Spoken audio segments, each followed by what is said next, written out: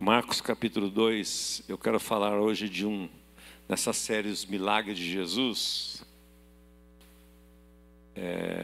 Dá para colocar o relógio para mim lá, para eu não me perder não? No monitor ali. Marcos capítulo 2. Eu comentei desse texto na live essa semana e ele ficou reverberando no meu coração. Perdão, Marcos 2 não. É tanto milagre de Jesus que eu já estou até confundindo. Mateus 8. Mateus 8. Mateus 8. Eu queria contar uma história para você que está aqui nas Escrituras, de um homem que deixou Jesus perplexo. Como diz a moçada, é de um homem que deixou Jesus de cara, né? Deixou Jesus maravilhado com a fé dele. Existem dois momentos na Bíblia, eu fui conferir agora há pouco. Há um momento no ministério de Jesus, quando ele chega na cidade dele. Ele chega em Nazaré, Marcos capítulo 6, não precisa abrir lá, ele chega em Nazaré.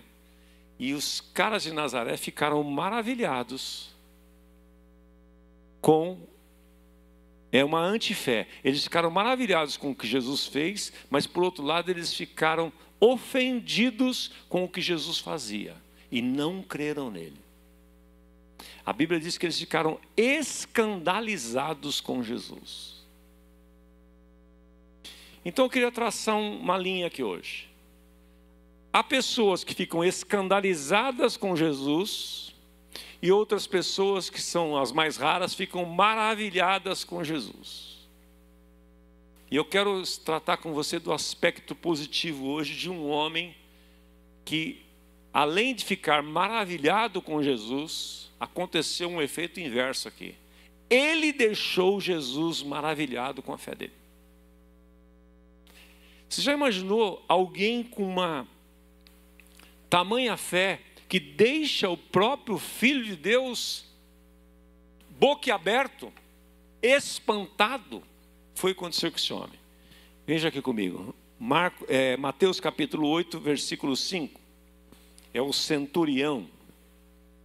E eu vou lendo e vou pausando, para a gente já ganhando tempo e a gente já expondo aqui, num formato de sermão expositivo, que é mais fácil você gravar. Tendo Jesus entrado em Cafarnaum, um centurião se aproximou dele implorando: meu servo está em minha casa, de cama, paralítico, sofrendo horrivelmente. Jesus lhe disse: eu vou lá curá-lo. Deixa eu fazer uma pausa aqui e já explanar esse ponto aqui. Centurião era um general. Ele tinha uma patente. A Bíblia diz que ele chegou para Jesus implorando para Jesus que fosse curar um servo dele. Então tem alguns elementos aqui que provocam milagres na vida deste homem. Primeiro, a humildade dele. Você quer ver se mover a mão de Deus em sua direção, para os propósitos que você tem, as necessidades que você tem, é quando você demonstra humildade. Porque a Bíblia diz que é um coração contrito e quebrantado, Deus não despreza. Quando você chega cheio de si, cheio de arrogância, querendo ensinar a Deus como Ele resolver, você não vai ter acesso a Ele, Ele não vai atender você. Mas quando você chega com humildade, a Bíblia diz, capítulo 4 e 6 de Tiago, que Deus resiste aos soberbos. Resistir é ser contra, mas Ele dá graça aos humildes. Então este homem chegou da medida certa. Apesar dele ser uma autoridade, você já conhece o texto, muitos de vocês já sabem. Apesar dele ser uma autoridade, ele chega numa posição de humildade diante de Jesus. Porque uma pessoa que implora algo para outro, ele está no mínimo sendo humilde. Ele não chegou dando ordem, ele não chegou carteirando. O senhor sabe quem eu sou? O senhor sabe com quem o senhor está falando? Ele não chegou assim. Ele chegou humildemente implorando a Jesus que fosse até a casa dele, ou melhor, fosse até a casa, não, implorando para que Jesus curasse de alguma forma o servo dele. Segunda coisa que eu vejo na vida deste homem é que ele era um homem sensível, porque não era o filho dele, não era a filha dele. Nós já vimos aqui o milagre na vida de Jairo, que foi buscar Jesus, clamar pela sua própria filha. Ok, um pai desesperado, mas aqui era um escravo, servo aqui era escravo. Então este homem era humilde e era sensível à necessidade do outro. Ele recorre a Jesus para buscar uma solução em Jesus para o servo dele, que estava na sua casa, de cama, paralítico, sofrendo horrivelmente. Quando Jesus se depara com um cara assim, humilde e sensível, Jesus parece que interrompe ele aqui. Eu vou lá curá-lo. Ele não pediu para Jesus ir lá. Veja o texto. Meu servo está na minha casa de cama, paralítico, sofrendo horrivelmente. Ele não falou, Senhor, vai lá em casa. Ele não falou isso. Jesus foi movido pela fé deste homem, pela humildade dele e pela sensibilidade dele. E Jesus se antecipou dizendo, eu vou na sua casa. Olha só a resposta dele. Mas o centurião respondeu, Senhor, não sou digno de recebê-lo em minha casa. Não precisa ir à minha casa, mande apenas, mas apenas mande uma palavra, e o meu servo será curado. Porque eu sou um homem sujeito à autoridade, eu tenho soldados às minhas ordens, e digo a este, vá, e ele vai, e a outro, venha, e ele vem, e ao meu servo, faça isso, e ele faz. Aí o verso 10 diz, ao ouvir isso, Jesus ficou maravilhado, admirado, surpreso, impactado e disse aos que o acompanhavam, em verdade lhes digo que nem mesmo em Israel encontrei uma fé como essa. Então veja, ele conduz essa questão de uma forma que ninguém nunca conduziu, o próprio centurião. Por causa da noção que ele tinha de autoridade e da palavra de uma autoridade, ele falou para Jesus, o senhor não precisa nem se incomodar não. Eu sei, eu conheço, primeiro eu reconheço na sua vida a autoridade. E não precisa o senhor ir lá, basta o senhor enviar, liberar uma palavra e o meu servo ficará curado. Sabe, meus irmãos, depois que eu falei, tem coisa que a gente fala primeiro e depois fica pensando, né? Aconteceu isso, eu comentei desse texto na live de quinta-feira, eu fiquei pensando, meu Deus, eu não tenho a fé desse homem. Eu tenho Bíblia, eu tenho Escritura, eu tenho acesso a tantas informações que ele não tinha, em termos de palavra de Deus, e eu não creio como ele crê. Via de regra, nós, na verdade, não cremos, de fato, na palavra de Deus. Nós lemos a palavra de Deus, muitas vezes, como um livro qualquer, um conto, uma história, um livro de sabedoria, né? Mas nós não cremos. Nós desconfiamos da palavra de Deus. Porque se nós crêssemos de fato na palavra, a gente agia como esse homem agiu. Ele não duvidou. Ele sacou algo ali que nem outros, Jesus fala depois, nem mesmo em Israel, nem mesmo entre o meu povo, que tem a minha lei, ele era um romano, ele não era um judeu. Mas ele tinha noção de autoridade. Sabe, meus queridos, nós precisamos ganhar essa noção, essa revelação de quem Deus é, de quem Jesus é e do que a palavra dele representa. Tem um pastor, amigo nosso lá de Londrina, ele dizia o seguinte, não coloque interrogação de Deus, pois ponto final. E nós ficamos botando interrogação em muita coisa. Nós temos que simplesmente crer. Foi o que Jesus disse para Jairo. Não temas, simplesmente creia. Deus falou, vai acontecer. Descansa. orou, pediu a Deus uma palavra, Ele te revelou uma promessa, anota essa promessa num cartaz, cola na parede da sua casa, declara aquela promessa e descansa. Deus vai cumprir a sua palavra. Nós muitas vezes desconfiamos da palavra de Deus como se Ele fosse um grande mentiroso. Nós não descansamos do fato das promessas de Deus como se Ele tivesse falhado muitas vezes. Aliás, nós oramos tentando lembrar Deus que não precisa ser lembrado. Quem precisa ser lembrado é você, não Ele. Josué 21:45 diz: nenhuma das boas palavras que o Senhor falou à casa de Israel deixou de se cumprir, nenhuma delas caiu por terra. Jeremias 1:12, Deus diz assim: eu velo, eu vigio, eu faço velório, eu vigio sobre a minha palavra para cumprir. Então quando Deus dá uma palavra, Ele fica tranquilo, Ele é responsável, Ele não vai esquecer daquilo. Ele vai cumprir o que Ele falou. E você e eu não podemos duvidar disso, porque se nós duvidarmos, nós vamos quebrar aquela conexão com Ele e não vamos receber, porque aquele que duvida, diz Tiago 1, é semelhante ao homem, que é semelhante à onda do mar, que é levado para o homem de ânimo dobre, né? Ele crê hoje, amanhã não crê. Ele tem certeza hoje, amanhã não tem mais. Ele está confiante hoje no culto aqui, amanhã, para esse problema,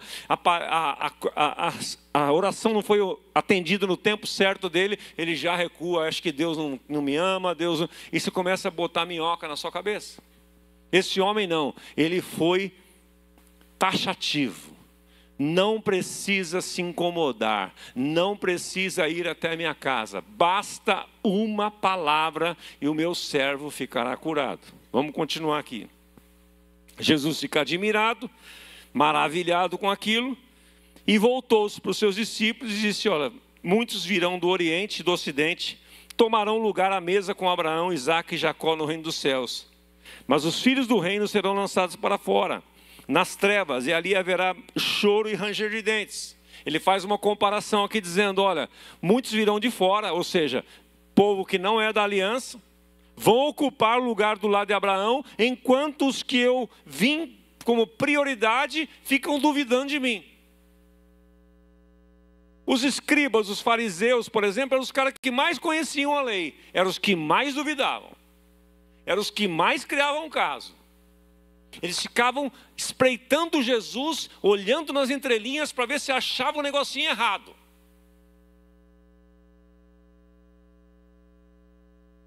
E eu percebo que na igreja está cheio de fariseu. Não aqui, graças a Deus. Estou falando daquela igreja lá, coisa lá. Né? Tá aquela lá que eu estou falando. Os caras que vão lá só para observar. Ele só fica procurando uma vírgula. O que ele precisa ouvir, ele não ouve. O que ele não precisa gravar, ele grava. Por quê? Tem muitas pessoas hoje querendo customizar o evangelho a si mesmo. Então ele vai procurar algo que agrade a ele. Então, não existe esse pastor, não existe esse pregador. Porque se o cara fala manso, fala suave, aí as pessoas dormem. Não é o seu caso, não. Eu estou vendo que você está ligado aí. Você só está curtindo seu pai um pouquinho, mas está ligado. Então os caras dormem. Se ele fala suave, ele fala tão suave que as pessoas falam assim: que delícia. Delícia o quê? O que Deus falou com você? Não sei, mas eu senti tão bem, tão leve. Aí se fala mais firme, ai, tá bravo com o quê? Gente, subiu aqui não agrada. Aqui é o lugar de desagradar. Eu acho que era Spurgeon que dizia o seguinte: uma boa pregação, um bom sermão é aquele que conforta os desesperados e deixa desesperados os confortados. O cara chega desesperado, o seu irmão confortou ele, acertou. E o cara que está conformado tem que sair desesperado. Não tem jeito. Então, Jesus falou, olha, muitos que estão no reino. Você já reparou que quando você vai orar por um crente, ele começa a pensar, ele fica pensando como é que vai acontecer o milagre? Ele fica conjecturando, mas como é que vai orar? Vai orar, mas essa minha dor, será que vai passar? Como vai passar? Ele fica pensando. Aí a moçada sai na rua, no Mag Out, no Trilhas, vai aqui na praça, vê um cara mancando, fala assim, cara, posso orar por essa dor aí? O cara fala, pode. Você crê? Creio. O cara é curado e o aqui de dentro não. Por quê? Porque ele tem uma fé simples, ele não fica arrazoando, como a Bíblia diz, né? Ele não fica tentando conjecturar como é que vai acontecer. O que vai acontecer? Quem é esse cara? Quem é você? Você é um pastor? Você é um missionário? Ele não fica perguntando. Já reparou que as crianças recebem muito mais facilmente as coisas pela fé do que nós? Porque elas não ficam. Então este homem agiu com uma fé de criança. Nós precisamos ter essa fé. Simplesmente crer na palavra de Jesus e ponto final. Não ficar colocando interrogação nenhuma. Seguindo aqui. Verso 13. Então Jesus disse ao centurião: vá e seja feito conforme você crê. E naquela mesma hora, o servo do centurião foi curado. Pergunto a você, que presta atenção no texto que está até ali. Jesus orou pelo filho desse cara? Não. Jesus foi à casa dele? Não. Como é que essa cura aconteceu então? Pela fé do cara. Jesus volta para ele e fala assim: estou vendo que você tem fé. Seja feito conforme a sua fé. E eu quero perguntar um negócio para você agora. Descer até aqui assim. Para conversar no pé de orelha. Olha o Wagner que está querendo voltar lá para trás. Se Deus... Presta atenção, é uma pergunta filosófica. Se Deus fosse atender às suas orações conforme o seu nível de fé hoje, agora, now, você seria atendido ou não? Presta atenção. Espero que sim, é dúvida. Veja, se para Deus atender um pedido seu dependesse da sua fé, você seria atendido ou você ficaria arrazoando na sua cabeça? Mas será que a palavra é de Deus mesmo? Mas a Bíblia é de papel, a Bíblia é digital, o digital aceita tudo, o papel aceita tudo. Será que essa história aconteceu mesmo? Eu não estava lá, eu não vi, eu sou Tomé, eu só vejo, só creio se eu vejo. Então, eu percebo o seguinte, que muitas vezes, se Deus falasse para nós, seja feito conforme a sua fé, eu tenho dúvidas que nós receberíamos mesmo o que nós estamos pedindo. Vou dar um tempinho para você pensar, e vou aprofundar um pouquinho mais isso. Porque às vezes você pede coisas para Deus baseado, eu sei, estou falando de mim agora, tá? Baseado na minha capacidade de alcançar. Que se ele falhar, eu dou um jeito, entendeu? Eu faço um empréstimo, eu uso o crédito, eu faço um empréstimo, eu vou lá, parcelo, e eu vou e faço. Mas isso não é fé. Isso é condição humana. Fé é aquilo que você não pode fazer. George Miller dizia o seguinte: a fé vê o invisível, crê no inacreditável e recebe o impossível. Então a verdadeira fé é você ver o que é invisível, você não está vendo. Você crê no inacreditável, porque senão não é fé. Se está dentro da tua possibilidade, se está dentro da sua manipulação, do seu controle, da sua capacidade de fazer algo, não é fé. Então muitas coisas que nós não estamos atendendo, nós estamos recebendo de Deus, é porque nós não temos uma fé verdadeira. Como diz o E.W. Kenyon, nós temos uma fé natural, uma fé da consciência, uma fé do conhecimento, ele usava essa palavra, uma fé do conhecimento, que funciona através dos 5 sentidos. Do tato, da visão, do olfato, do paladar, da audição. Se você sente, aí então você crê. Mas a fé da palavra, e a fé que salva, e a fé que transforma, é uma fé sobrenatural, que age no natural. Mas aquele natural que você não consegue.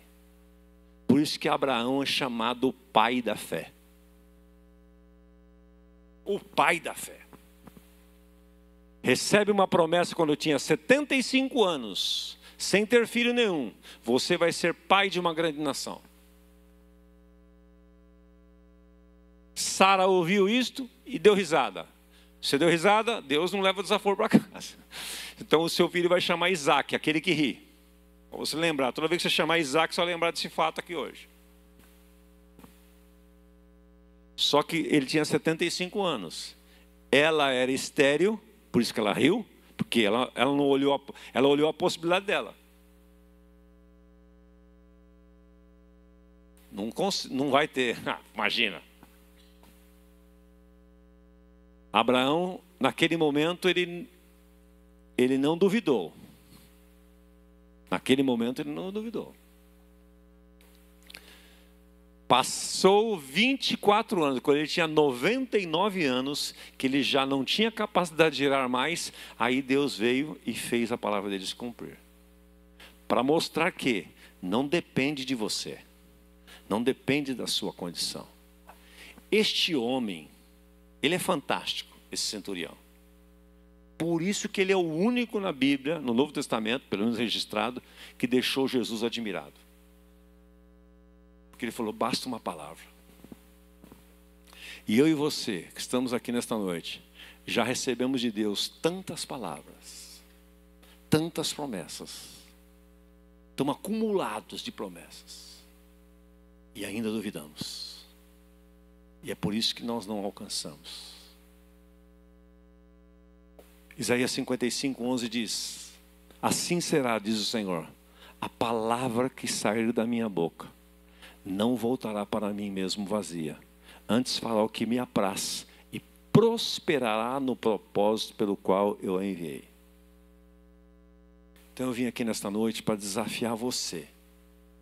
Essa semana nós vamos voltar de novo à semana de primícias. E meu sonho é ver uma igreja apaixonada pela palavra de Deus, que ama a palavra de Deus e que além de amar, crê na palavra de Deus, que onde Deus pôs ponto final, onde Ele falou que vai acontecer, já aconteceu. Eu fiquei espantado, e eu encerro aqui com o versículo de Romanos 14:17. Abra comigo, por favor. A Anice estava ouvindo uma ministração e o cara citou esse texto, depois ficou reverberando na nossa mente.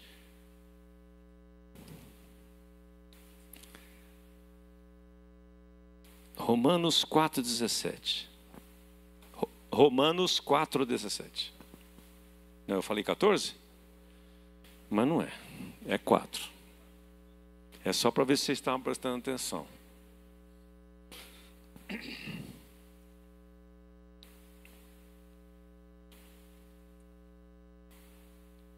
Vamos ler o 16 para pegar o contexto, que é uma vírgula aqui no meio. Vamos começar do 16. O Ali pode vir aqui, por favor. Seu turno começou de novo. O Oséias, por favor, também. Manu. E olha, o Ali e Manu, não deixa essa música morrer. Preciso de ti, tá? Uma vez por mês vocês cantam ela. Tem uns hinos que não podem morrer. Não podem. Essa é uma delas. Essa é a razão por meio... E pode cantar ela de novo, tá? Olha, não precisa mudar, não. Essa é a razão porque provém da fé, para que seja segundo a graça, a fim de que a promessa seja garantida por toda a descendência. Não somente a descendência que está no regime da lei, mas também a descendência que tem a fé que Abraão teve. Porque Abraão é o pai de todos nós. Como está escrito: eu o constituí por pai de muitas nações, diante daquele em quem Abraão creu. Leia comigo, por favor, está no telão aí ou na sua Bíblia, o restante da frase. Diante daquele em quem Abraão creu. Em quem ele creu? Está lá a resposta, lá na parte B do versículo. Vamos ler junto bem forte? No Deus que vivifica os mortos. E o que mais? Chama a existência as coisas que não existem. Na outra versão diz assim: chama a existência as coisas que não são como se já fossem.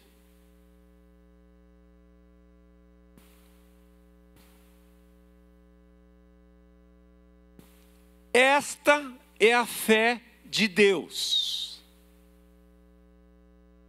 E se eu sou filho de Deus, e você também é filho de Deus e filha de Deus, esta é a fé que nós devemos ter. Vou tentar me explicar aqui. Deus chama as coisas que não são como se já fossem. Se eu creio em Deus, eu preciso aprender com o Deus que eu creio e começar a crer nas coisas que não são como se já fossem. Porque o que é a promessa de Deus? É Deus indo lá no seu futuro, mostrando para você o que está acontecendo lá. Ele vai lá no seu futuro, vê o seu futuro, chega aqui no seu futuro, daqui ele olha para você lá no presente. Você está no presente, ele está no futuro. E aí o que ele faz? Para trazer você ao futuro que ele planejou para você, para sua casa, para os seus filhos, para os seus negócios, para a sua vida financeira, para a sua vida sentimental, sua vida emocional, todas as áreas da sua vida, para você chegar aqui, ele desenrola uma promessa para você, ó. Como se fosse um grande tapete, flutuante, e fala para você: eu estou aqui no teu futuro, pode vir. Ele já está vendo as coisas que não são como se já fosse. Este centurião provocou este tipo de fé. Ele usou esse tipo de fé. Basta uma palavra. E o que aconteceu? Aconteceu exatamente, Wagner, como ele creu. Ficou fácil. Jesus falou assim: não preciso nem ir lá e não vou nem orar. Seja feito conforme a tua fé. E parou aí. Os caras foram conferir. Mateus foi conferir. Contaram para ele e falaram assim: Mateus, e quando você for registrar, você está registrando aquilo lá, né? Registra que naquela mesma hora, não foi 10 dias depois, naquela mesma hora que o cara disse amém lá, o negócio aconteceu lá na casa do cara. Esta é a fé que move montanhas. E esta é a fé que eu quero ter. Esta é a fé que eu quero ter, que eu quero crer. É dessa maneira, num Deus que não há limites para ele agir. Não há limites. Você não precisa ajudá-lo, você só não precisa atrapalhar. Você só não atrapalhando já ajudou bastante. E ele vai fazer, como diz Efésios 3:20, infinitamente mais além daquilo que pedimos ou pensamos. Vamos ficar em pé? Distante de ti, Senhor, não posso viver. Não posso viver. E talvez hoje aqui, presta atenção aqui, que já eu vou deixar um desafio para você ir pensando aqui. Talvez existam aqui hoje, ou na live, pessoas que estão distantes deste Deus, tentando viver nesse mundo sozinho, remando, fazendo força. E você precisa dizer hoje: distante de ti, Senhor, não posso viver. Eu, quando cantei aqui, eu falei assim: Senhor, distante de ti, Senhor, eu não quero viver, porque eu posso viver. Tem muita gente distante de Deus. E talvez haja pessoas aqui hoje que vieram aqui já buscando Deus, já buscando uma experiência nova com Deus. Talvez você andou já por este caminho, já frequentou algum lugar, ouviu a palavra e tal, mas distante de ti, Senhor, não posso viver. E eu vou orar com você nesta noite, para que você venha para os braços do Pai. Já já eu vou te chamar aqui. Vamos cantar essa música de novo e já se prepara para a sua vida mudar para sempre. Para sempre. Para sempre. Para você viver junto de Deus. Em nome de Jesus.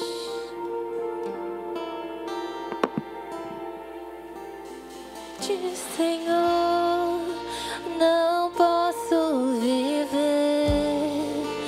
não vale a pena existir. Escuta o meu clamor, mas que o ar que eu respiro, preciso de ti.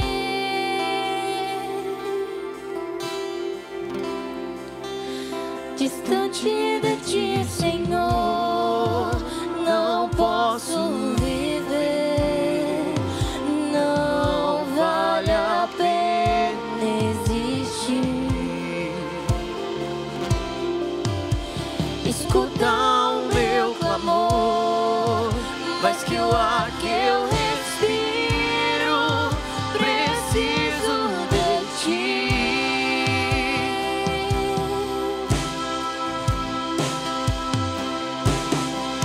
E as lutas vêm tentando me afastar de ti.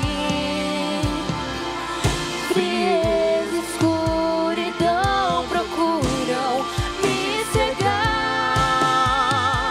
Mas eu não vou desistir. Ajuda-me, Senhor. ajuda-me, Senhor.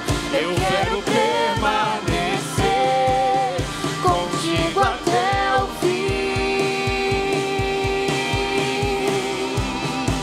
Distante de ti, Senhor, não posso viver, não vale a pena existir.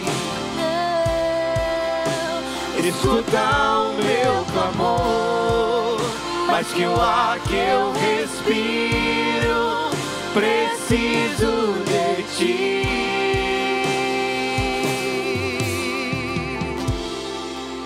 Obrigado, Pai. Distante de ti, Senhor, Não quero viver, Senhor. não posso viver, Não vale a pena. não vale a pena existir. Nada vale a pena longe de ti, Pai. Escuta o meu Clamor, mas que o ar que eu respiro, preciso de ti.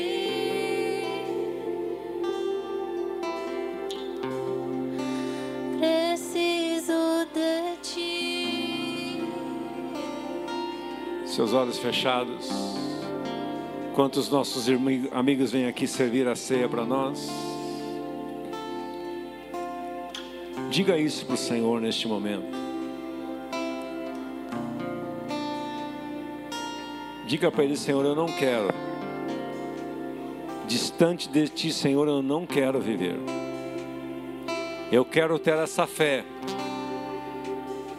Esta fé que vence o mundo. Esta fé que fechou a boca dos leões.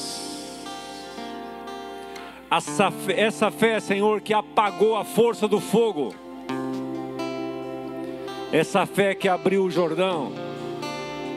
Essa fé que abriu o Mar Vermelho. Que fez com que Aqueles que perderam seus entes queridos, recebesse-os de volta como Maria e Marta. Infunde em nós, Pai, esta fé. Porque distante de Ti, Senhor, eu não quero viver. Eu decido não viver. Eu decido hoje, dia 1º de junho, começo do segundo semestre de 2025, eu decido hoje não me distanciar de Ti. Eu vou correr para debaixo das Tuas asas, porque debaixo das Tuas asas eu estarei seguro. Em nome de Jesus. E se alguém aqui nesta noite, Pai, que está distante de Ti, vai trabalhando no coração desta pessoa para que ela tome essa decisão de vir para os Teus braços, para nunca mais se distanciar. Em nome de Jesus. Vamos sentar por um minutinho.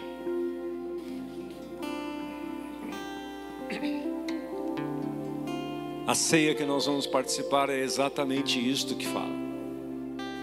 Fala de uma aliança. A ceia não é um ritual frio, tradicional, que você toma sem entendimento. Aliás, é um perigo tomar a ceia sem entendimento. Sem discernir, diz Paulo, o que é o corpo de Cristo. E eu vou dar só para você algumas pistas aqui bem rápidas. A ceia, quando você participa da ceia, você está dizendo assim: eu tenho uma aliança com Cristo e eu tenho uma aliança com o corpo de Cristo. Eu tenho uma aliança vertical e eu tenho uma aliança horizontal. Eu sou membro de uma família. Eu sou membro de um corpo. Por isso que não existe esse negócio de tomar ceia sozinho. A ceia pressupõe comunhão. Vou tomar ceia sozinho em casa. Não, toma um vinho na sua casa, sem exagerar. Come um pão gostoso, italiano. Tem um pão italiano aqui na padaria Grão Ipiranga. Aí é outra coisa.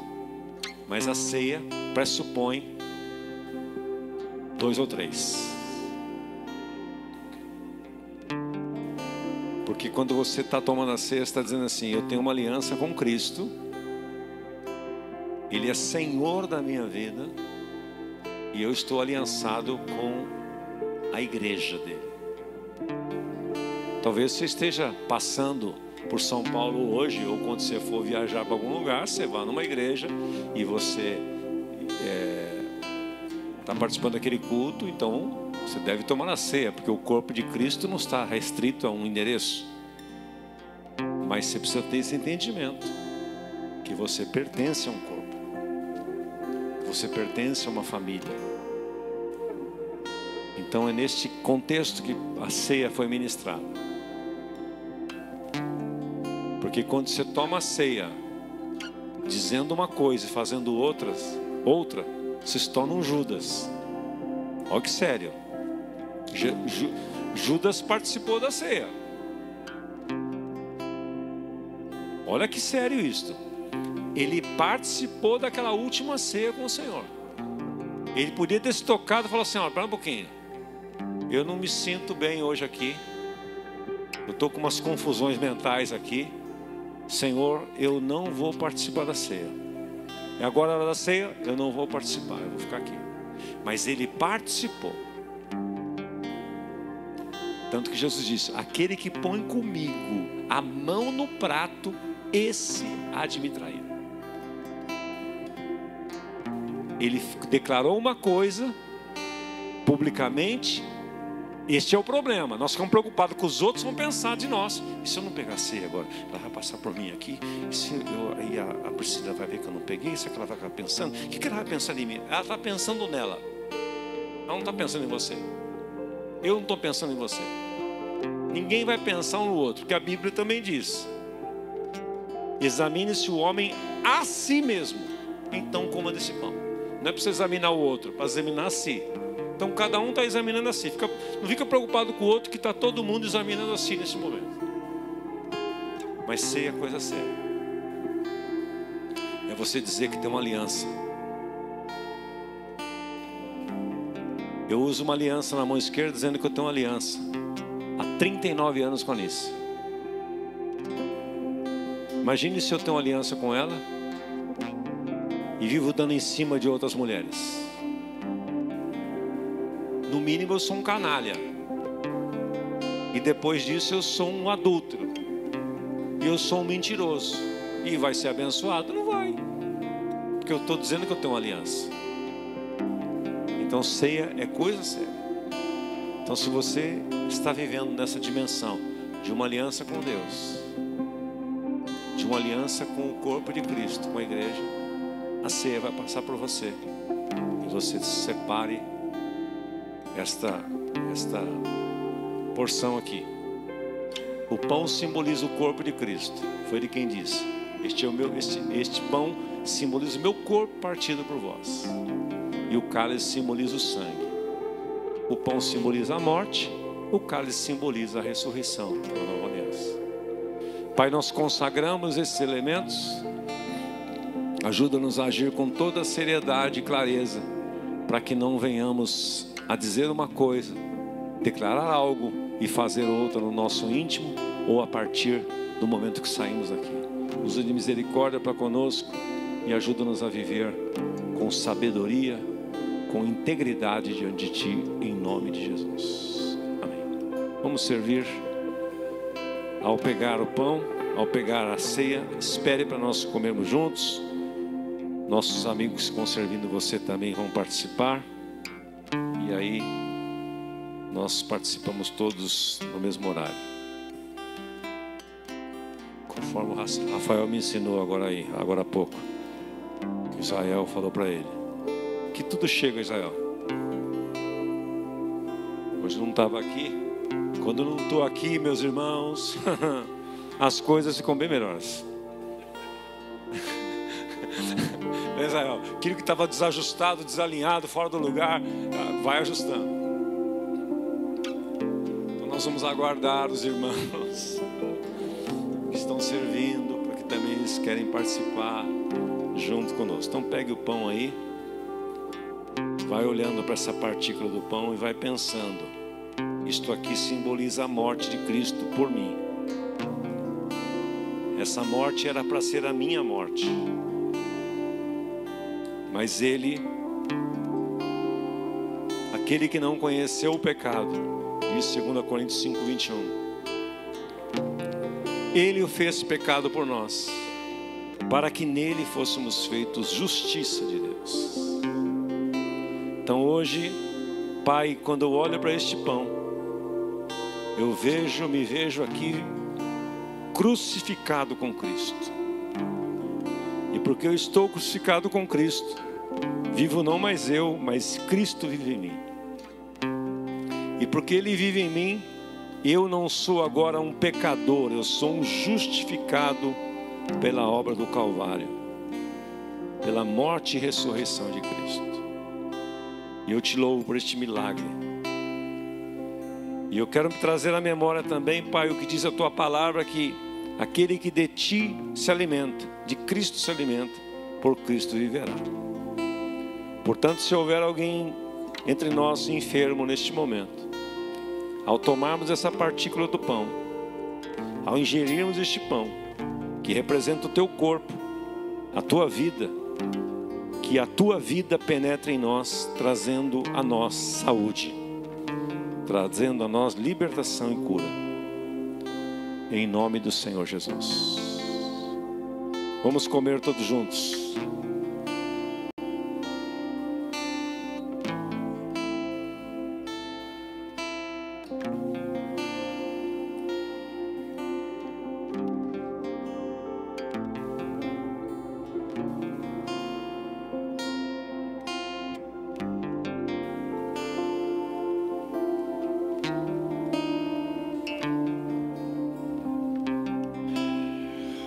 Abra o cálice.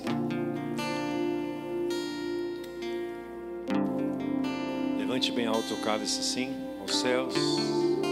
E diga assim comigo: Pai Celestial, nesta noite, eu renovo a minha aliança contigo, declarando que Cristo vive em mim. E a vida que agora eu vivo-a pela fé do Filho de Deus, o qual me amou e a si mesmo se entregou por mim. Em nome de Jesus. Amém. Vamos tomar.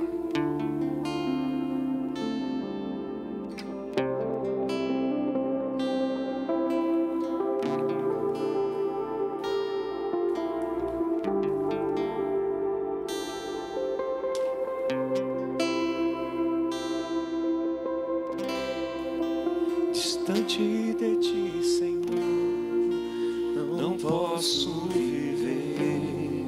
Não vale a pena existir. Escuta o meu clamor, mas que o ar que eu respiro, preciso de ti. Distante de ti, Senhor. Distante de ti, Senhor, Vamos ficar em pé. não posso viver. Não vale a pena existir. Escuta o meu clamor, mas que o ar que eu respiro, preciso de ti. Mais uma vez. Distante de ti, Senhor, não posso viver. Não vale a pena existir. Escuta o meu clamor, mas que o ar que eu respiro, preciso de ti.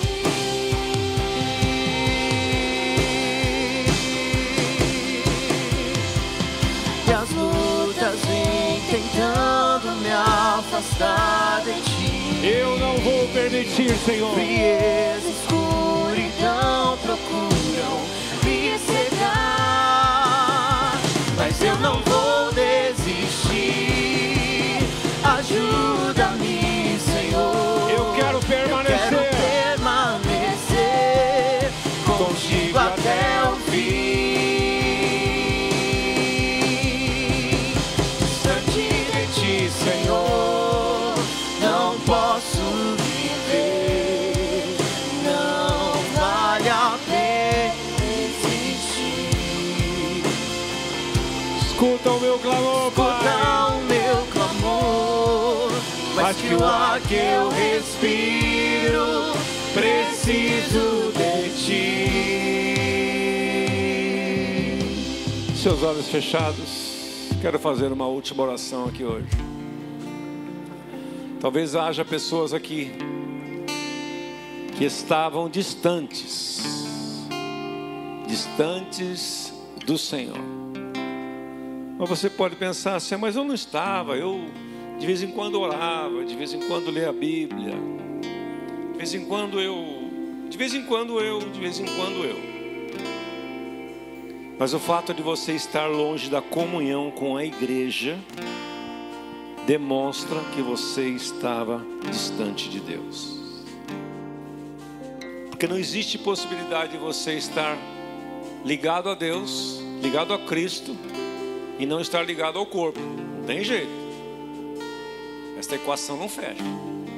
Quem está ligado a Cristo está ligado ao corpo. Então eu queria saber se tem alguém aqui nessa condição hoje que andava distante de Deus, do corpo de Cristo, da igreja, da comunhão com os irmãos, e hoje declarou agora aí que você distante dele não quer viver.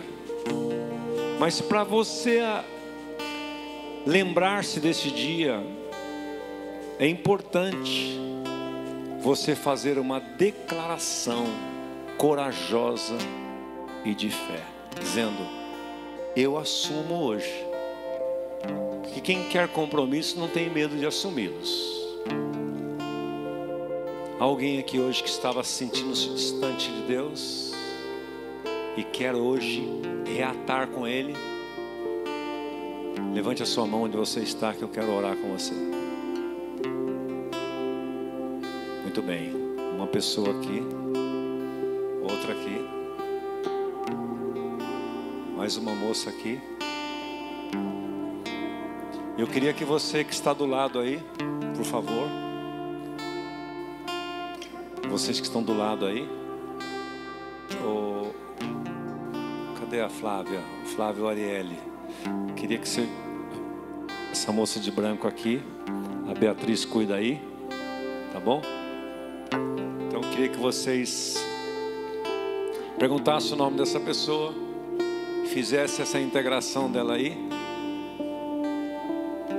Enquanto o Tiago pega para mim nós queremos dar um presente para você, especial.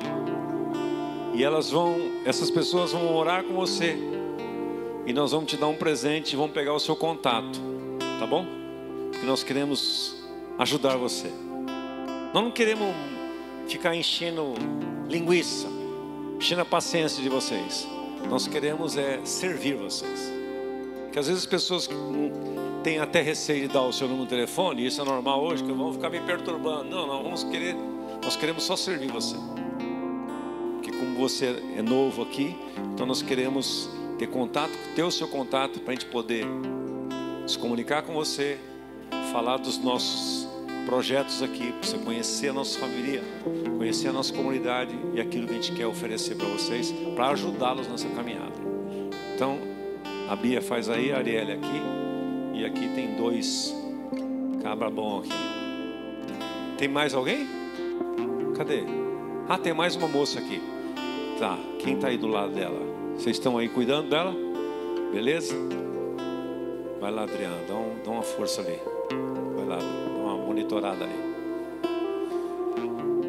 Pode orar com eles. Pergunte para ele qual a maior necessidade deles. Vamos já atacar de verdade. E nós vamos concordar com essa oração aqui. Pai, em nome de Jesus, muito obrigado por esta noite de salvação, de reconciliação, de milagre neste lugar. Que o Teu Espírito Santo nos leve debaixo da Tua bênção e da Tua paz. E que estas vidas que estão reconciliando contigo hoje, Pai, que o nome delas seja escrito no livro da vida do Cordeiro. Todo processo de maldição seja quebrado. Todos os pactos feitos no passado com religiões falsas, com demônios, seja eliminado pela raiz. E eles provem de uma nova vida em nome de Jesus. Amém.